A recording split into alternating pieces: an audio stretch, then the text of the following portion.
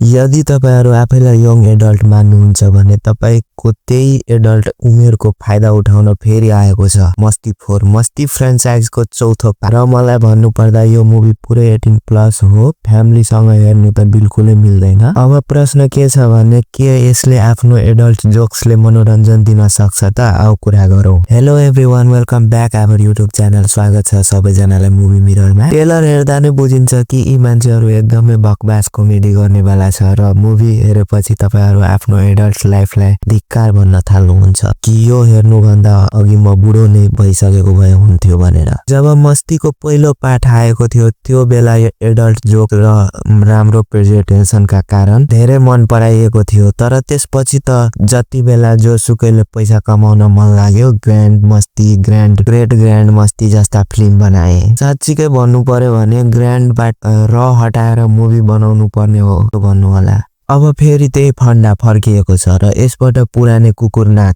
3 जना मानिसहरु आफ्नै बोरिङ म्यारिड लाइफबाट दिक्क छन् किनभने उनीहरुको श्रीमतीले दिइरहेको छैन, मतलब भाउ दिइरहेको छैन, मतलब त्यही हो, अरु केही पनि हैन। र अहिले मैले दिएको मजाक पनि फिल्मको मजाक भन्दा राम्रै भएको होला जस्तो लाग्यो मलाई। तपाईहरुलाई कस्तो लाग्यो भन्नु होला है। अनि यो भाउ नदिनु भन्ने कुरा पनि जबरदस्त आइएको छ कि किन यस्तो हुन्छ, कुनै कारण नै दिएको छैन क्या। फिल्म बढी दिमाग लगाउनु त परेन, अरु नै कुरा लगाउनु पर्ने जस्तो फिल हुन्छ मलाई चाहिँ। बुझ्नु भयो? अब यी 3 जना घरमा नपाएकै कुरा बाहिर खोज्न जान्छन्। ट्विस्ट के छ भने पहिलो हाफ केटाहरुको कथा, दोस्रो हाफ केटीहरुको, तर विषय त्यही, बस लोकेसन नयाँ, प्रेजेन्टेसन नयाँ, केही नयाँ क्यारेक्टरहरु अनि जति सकिन्छ फाल्तु डायलगहरु हो। मलाई थाहा छ यो बिना दिमागको एडल्ट कमेडी हो। हलमा जानु, पपकर्न खानु, निस्किनु, अरु केही होइन। हाँसो नै आउँदैन मुभी हेरेर।